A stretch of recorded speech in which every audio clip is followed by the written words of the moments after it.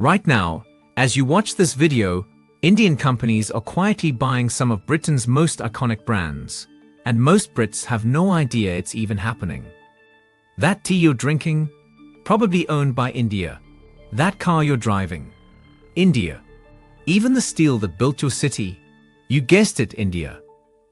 But here's what nobody's talking about. This isn't just business. It's the biggest economic power shift since the British Empire.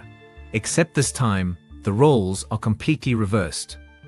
But before we dive in, if you're new here, hit the subscribe button and leave a comment. I subscribe. And I'll personally welcome you into the family. With that said, let's get started. For 200 years, Britain ruled India. Ships sailed from Bombay to London packed with silk, spices, and stolen wealth. Economists estimate Britain extracted $45 trillion from India during colonial rule. 45 trillion. Fast forward to 2024. Indian companies now own over $65 billion worth of British assets, and that number is growing every single year. But nothing captures this reversal better than one man's story. Ratan Tata. It's 2008. Ratan Tata, chairman of India's largest conglomerate, walks into a Ford boardroom in Detroit. He's there to negotiate buying Jaguar and Land Rover, two of Britain's most prestigious car brands. According to reports, Ford executives were dismissive. Some even mocked him, suggesting he didn't understand British heritage. So what did Ratan Tata do? He bought both brands anyway, for $2.3 billion. Today, Jaguar Land Rover is worth over $20 billion. Under Indian ownership, they didn't just survive, they thrived. Sales tripled. Innovation skyrocketed. The brands that once symbolized British imperial power now symbolize Indian business genius. And here's what makes this even more incredible. When Tata walked into that boardroom, he wasn't some underdog. He was already one of the most powerful businessmen in Asia. But Ford executives saw an Indian man and assumed he was out of his depth. That assumption cost them billions. But Ratan Tata's revenge purchase was just the beginning. What happened next will shock you even more. Let's talk about tea. Because if there's one thing more British than the royal family, it's tea. Britain drinks 100 million cups of tea every single day. That's 36 billion cups a year. But here's the twist. 60% of that tea is now controlled by Indian companies. Tata Global Beverages owns Tetley, Britain's second largest tea brand, purchased back in 2000 for $450 million. Think about the irony for a second. For centuries, British colonizers forced Indians to pick tea on plantations under brutal conditions. Indians weren't even allowed to drink the tea they harvested. It was all for British profit. The British East India Company literally went to war to control tea trade routes. They taxed it. They monopolized it. They built an empire on it.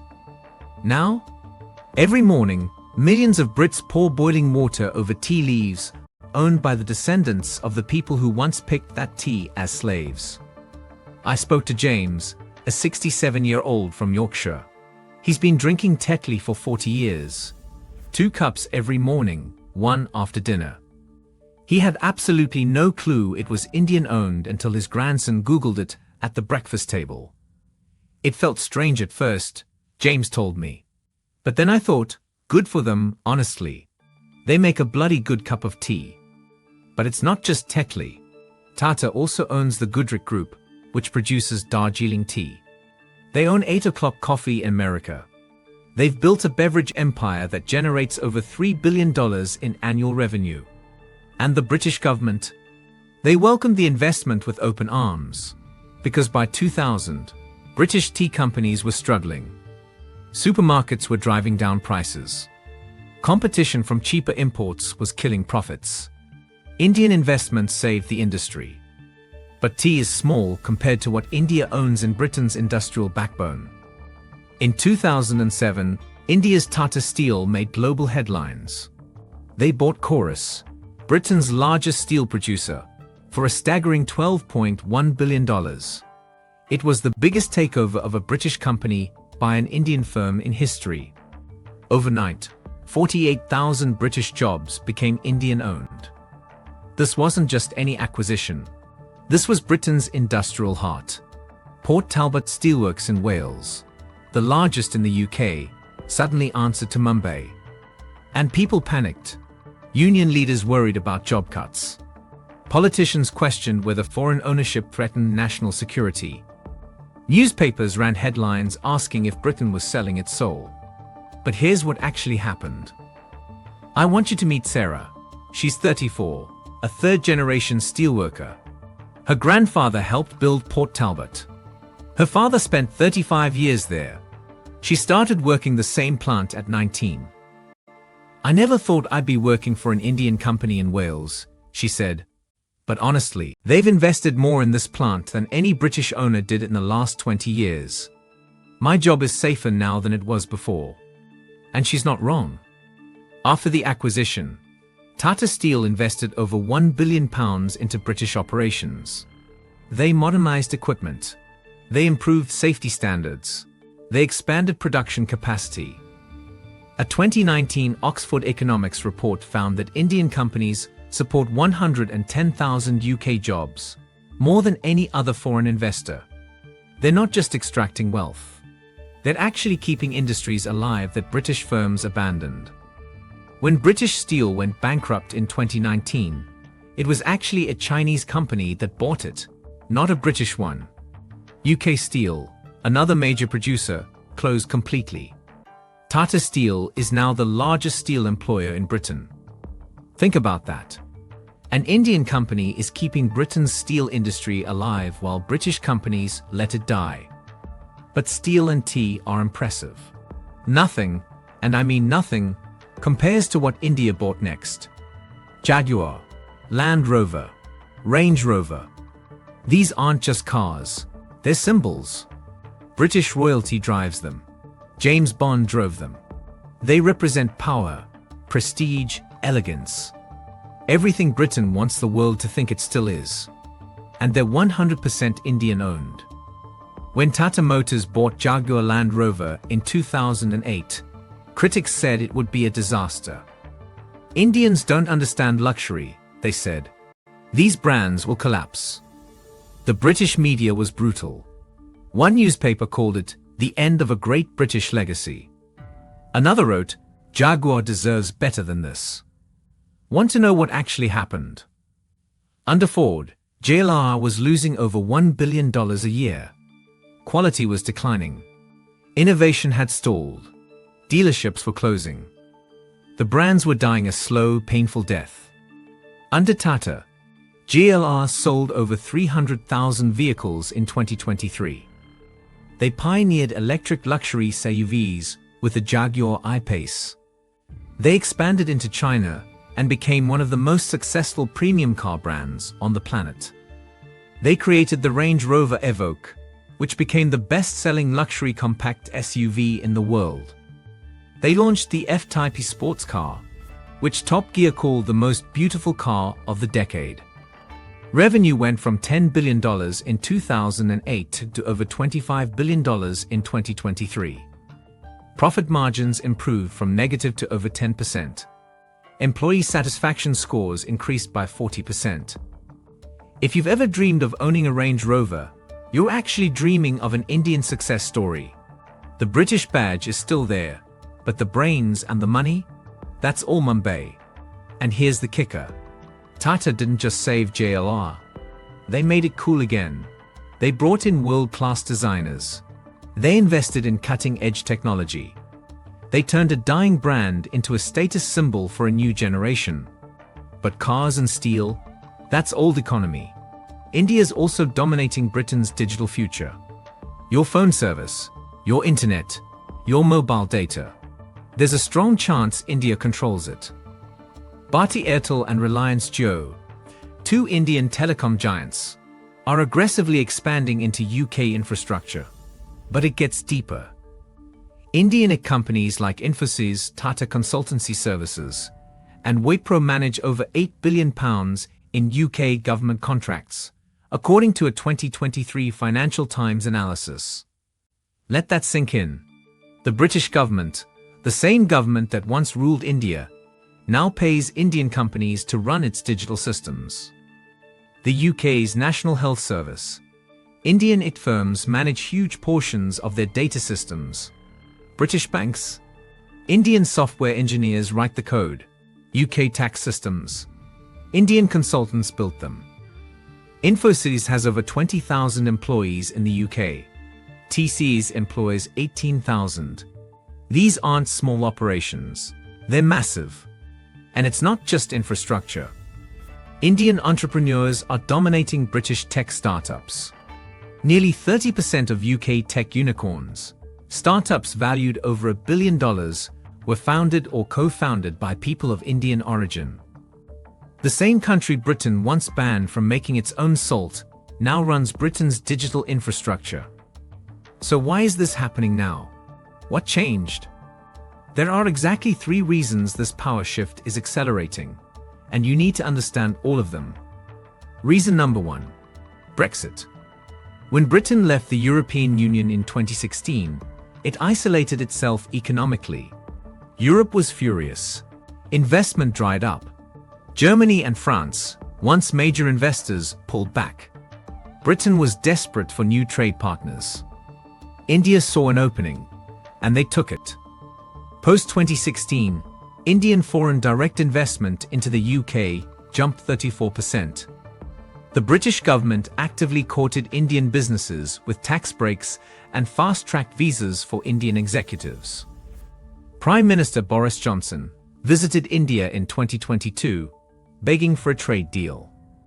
Prime Minister Rishi Sunak, himself of Indian heritage, made strengthening UK-India ties a top priority. Brexit weakened Britain. India capitalized. Reason number 2. The talent gap. India produces 1.5 million engineers every year. Britain, 47,000. Let me say that again. India produces 30 times more engineers than Britain every single year. India has the workforce, the technical skills, and the ambition. Indian universities are churning out world-class talent in computer science, engineering, and business. The Indian Institutes of Technology produce graduates who go on to run Google, Microsoft, and IBM. The brain drain has reversed. Indians aren't moving to Britain for jobs anymore. They're buying British companies instead. In the 1960s and 70s, Indians migrated to Britain to work in factories and drive buses. Today, they're CEOs and billionaires. Reason number 3. Historical ties. English language, British legal systems, colonial-era relationships. But here's the genius move. India is using these connections as leverage, not limitation. They know how Britain works because Britain forced them to learn. Indian lawyers understand British contract law because it's based on the same system Britain imposed on India. Indian businessmen speak English fluently because Britain made it the language of commerce. Now they're using that knowledge to win. Harvard Business Review published a study in 2022 calling this phenomenon Empire Boomerang Economics. The colonizer builds the systems. The colonized masters them. Then the colonized uses those same systems to dominate the colonizer. But here's the question everyone's afraid to ask out loud. Is this good or bad? Some people say this is poetic justice. Others call it a national security risk. Let's be honest. Indian companies saved Jaguar Land Rover from bankruptcy. They saved thousands of steelworker jobs at Port Talbot. They kept Techly on shelves. Without Indian investment, those jobs would be gone. British pension funds benefit too. When Indian companies buy British assets and make them profitable, British shareholders make money. But on the flip side, British economic sovereignty is declining. Key industries, steel, automotive, telecom, are foreign-controlled. What happens if geopolitical tensions rise? What happens if India starts using economic ownership as political leverage? What if there's a conflict between India and Pakistan, and Britain is forced to choose sides, but India controls critical infrastructure. These are real concerns. Dr. Priya Sharma from the London School of Economics put it perfectly in a 2024 paper. This isn't colonialism in reverse. It's capitalism working exactly as designed. And that's the key difference. Indians are buying, not conquering. They're negotiating, not extracting. They're following the rules Britain wrote. The British Empire took by force. Indian companies take by contract. Maybe the real story isn't about revenge. Maybe it's about what happens when talent and capital are finally free to move both ways. But there's one purchase that might change everything. India is now eyeing Thames Water, British Airways, and even parts of the NHS through private contracts. Thames Water, which supplies water to 15 million people in London and the Thames Valley, is drowning in debt.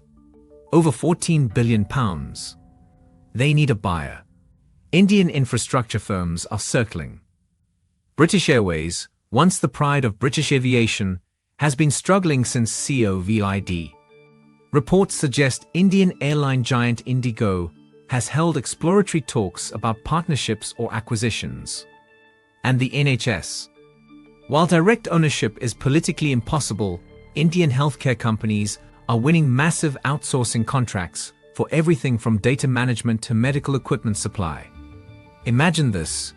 In 10 years, your water comes from Indian-owned infrastructure. Your flights are operated by Indian airlines. Your healthcare is managed by Indian tech firms. Is this a hostile takeover, or the most successful immigrant success story in history? I went back to James, the 67-year-old tea drinker from Yorkshire. I'd asked him how he felt about all this. He said, "At least they kept the jobs here. That's more than our own government did." And maybe that's the point. British governments sold off national industries to private equity firms who stripped them for parts. British CEOs took golden parachutes, while workers lost pensions. British shareholders demanded short-term profits over long-term stability. Indian companies, for all the controversy, have largely invested for the long haul. Goldman Sachs predicts Indian investment in the UK will exceed $100 billion by 2030. This isn't slowing down, it's speeding up. And it's not just Britain. Indian companies are buying assets in America, Europe, Africa, and Southeast Asia. This is a global shift. The British Empire conquered a quarter of the world's land. Today, Indian companies are conquering a quarter of the world's markets. So here's what I want to know. Is this economic karma, or should Britain be worried? Drop your honest answer below, and here's the twist. If you're British, tell me how you really feel. If you're Indian, tell me if this feels like justice or just business.